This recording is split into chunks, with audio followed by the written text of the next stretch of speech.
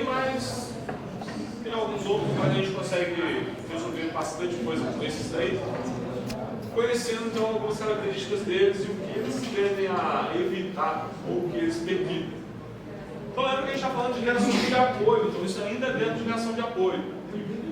O que vai acontecer?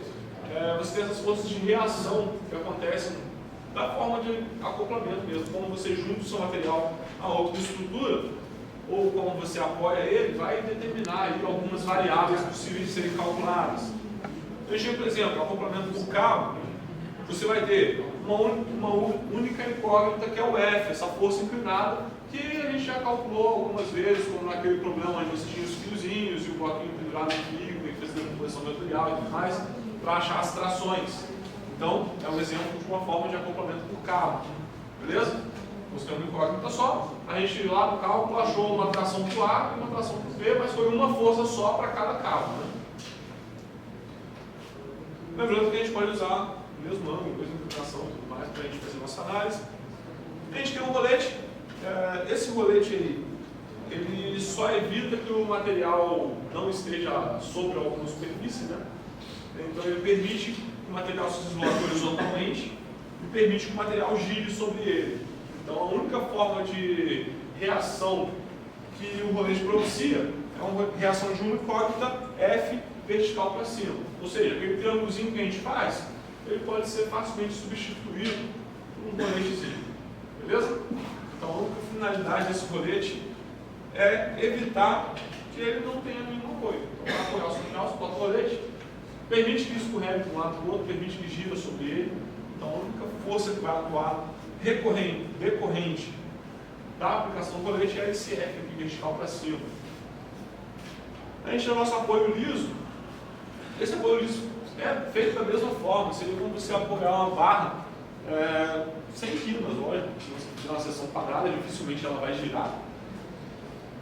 Sobre um plano. Então nesse plano aí você consegue identificar o ângulo. Esse mesmo ângulo é da sua reação de apoio, que empurra o seu material para ele não entrar dentro do seu plano inclinado. E ele permite também que ele se mova horizontalmente, para dentro e para fora aqui, além de giro. Então você tem uma incógnita só. Por exemplo, a tendência é ir piorando, né?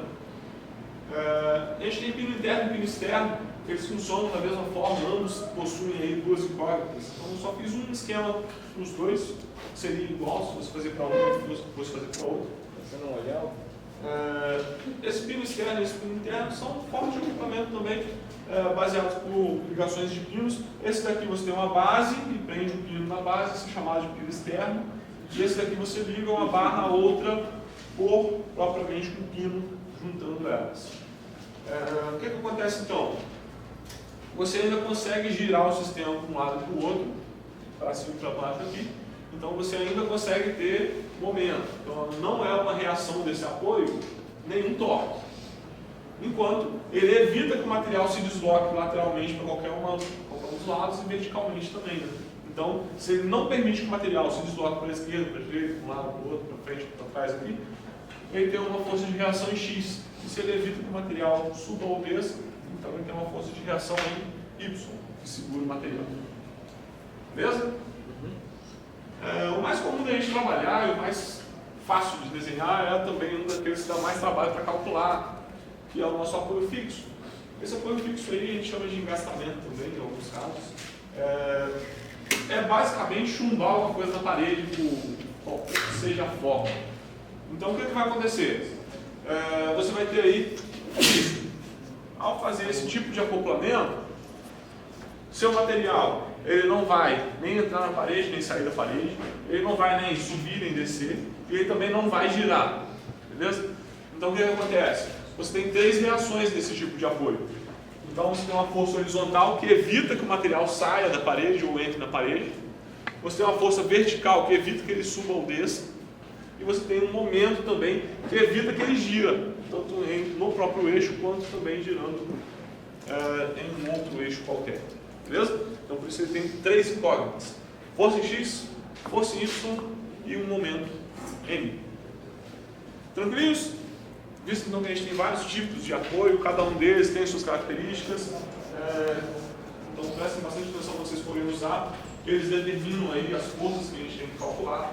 Ah, tem um colete, preciso fazer muito cálculo. E não, só um cálculo de uma força já está certo. Ah, mas se tem um apoio fixo, então você precisa aí calcular as 3 incógnitas. Então aí você vai ter um pouquinho de mão de obra. Então, até aí tranquilo. Quando a gente pega aí e vai analisar então as nossas resultantes internas, essas daí já são um pouquinho mais complicadas, porque são aquelas que você não vê. Então lá no problema você vai ter a situação, você não vai ter nenhuma indicação de força dentro da estrutura, mas você vai ter que determinar pelo menos 3 variáveis dentro dela.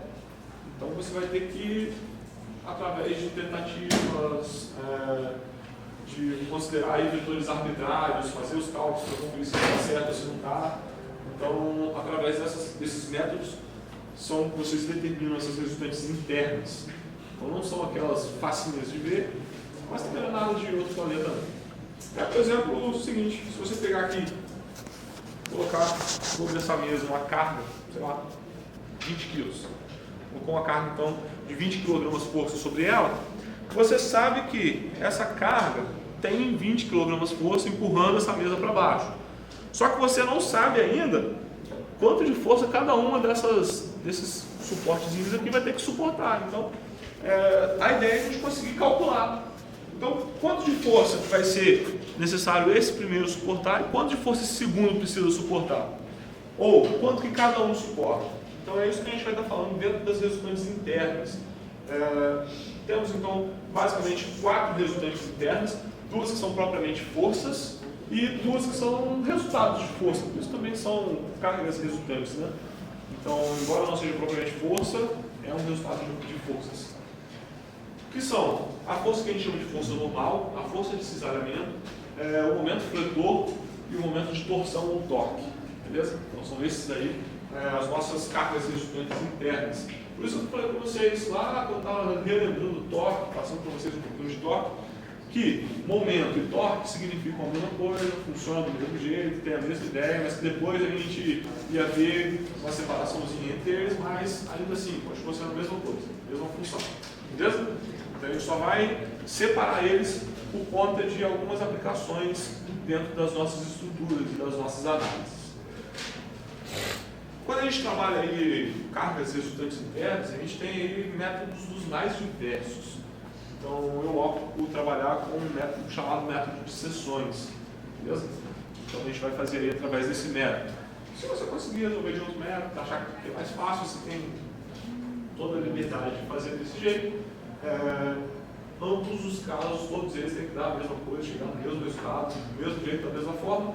Então, se você quiser resolver de outro jeito, achou lá no livro, do jeito que é mais fácil, se você conseguiu aprender legal, pode usar, não tem problema. Então, o que a gente vai usar é o método das seções. Vai imaginar que a gente cortou ela e vai analisar naquele ponto as forças. Então, por exemplo, você tem aqui uma barra. Para você analisar as forças que atuam internamente a essa barra, o que a gente vai fazer? Vou falar, por exemplo, determina quais são as cargas resultantes internas lá nesse ponto A. Você vai pegar e vai considerar que você vai fazer um corte aqui no seu material, por isso seções, para a gente seccionar o material. Você vai pegar então, cortar esse cara aqui e vai analisar um dos dois lados para ficar. Como se tivesse um lado aqui e outro lado aqui, separei ele.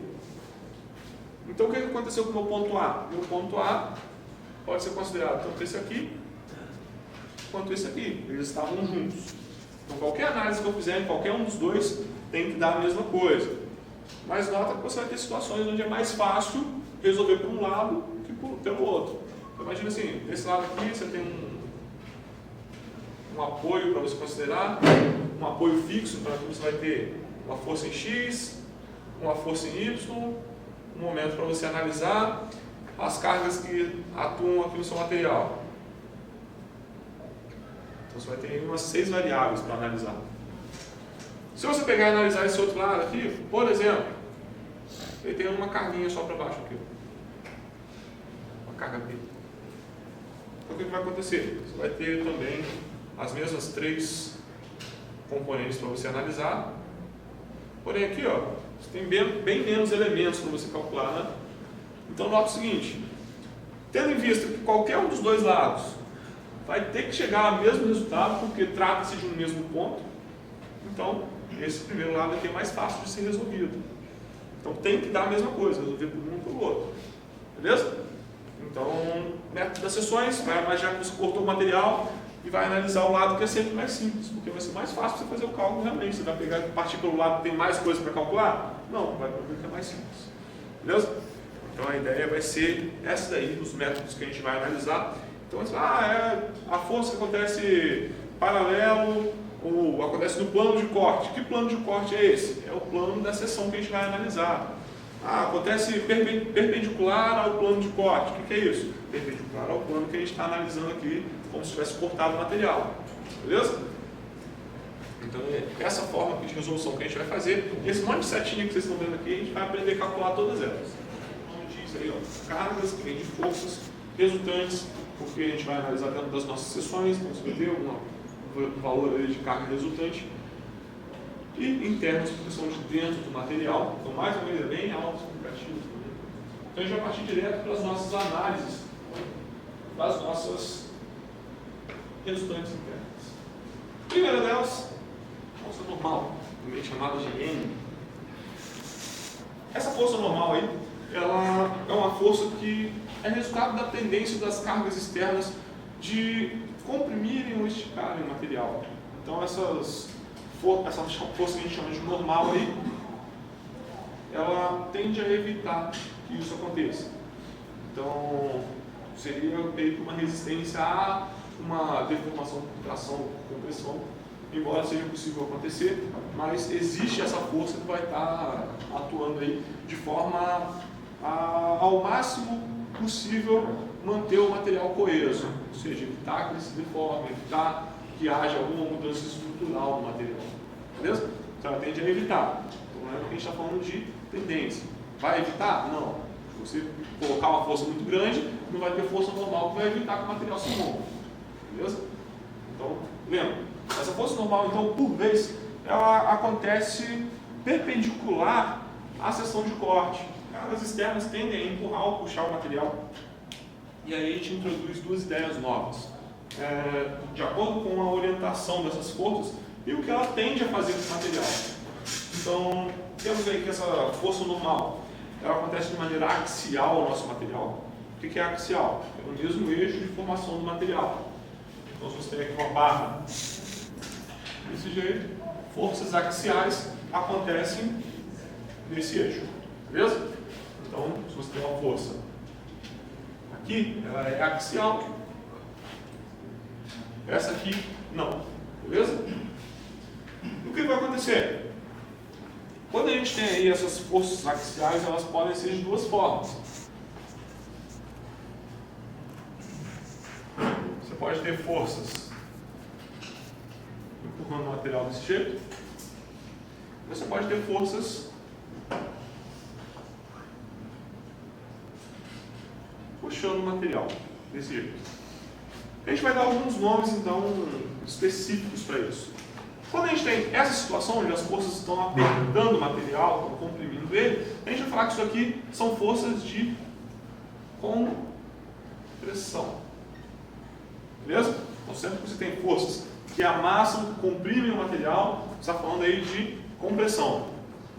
E quando você tem aqui forças opostas que tendem a esticar o material, aqui a gente tem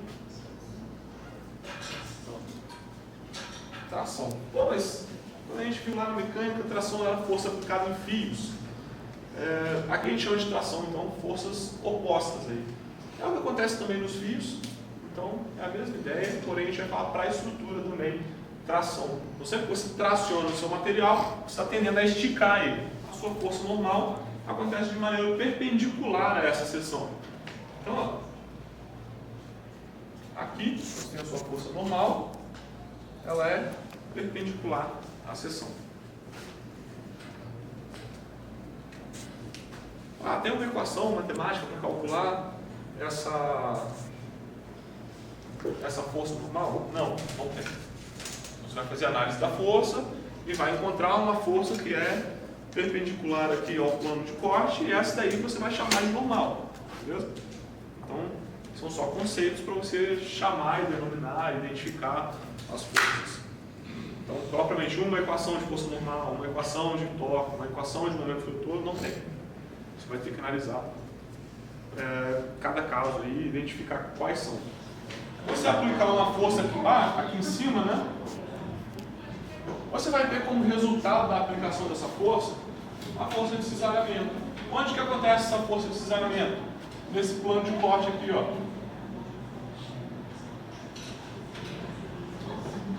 Beleza? Então a gente vai pegar aí e vai ter, por exemplo, forças de cisalhamento aqui para cima, em ambos os lados. Ah, esse V pode ser para baixo? Pode. Como você vai saber então se é para cima ou se é para baixo? Você vai pegar, vai arbitrar uma orientação para ele. Então sim, você vai chutar se é para cima ou se é para baixo. Vai fazer o seu cálculo e vai achar lá a sua resposta. Se a resposta for positiva, quer dizer que o lado que você chutou o seu vetor está certo. Então se você pegar e achar uma resposta negativa depois do seu cálculo, quer dizer que a orientação do seu vetor que você arbitrou estava errada, então você tem que ir lá e ajustar ela. Beleza? Então só para a gente fazer ficar um pouquinho mais fácil, tirar esse pedacinho aqui, ó. Colocar ele aqui embaixo. A gente vai ter nossa força de cisalhamento acontecendo dos dois lados. Ok? Feito. Beleza? Ele evita então que o material escorregue sobre ele mesmo. Então evita esse deslizamento do material sobre ele. Ah, então vai evitar todas as vezes? Não. É só a tendência que a gente está falando. Ele tende a evitar, embora você aplicar uma força muito grande, você vai ter uma tensão muito grande, logicamente você vai ter uma deformação por cisalhamento ou uma ruptura, que você vai ver. Mas aí mais à frente a gente vai ver isso. Tranquilos? Então isso daí, força de cisalhamento.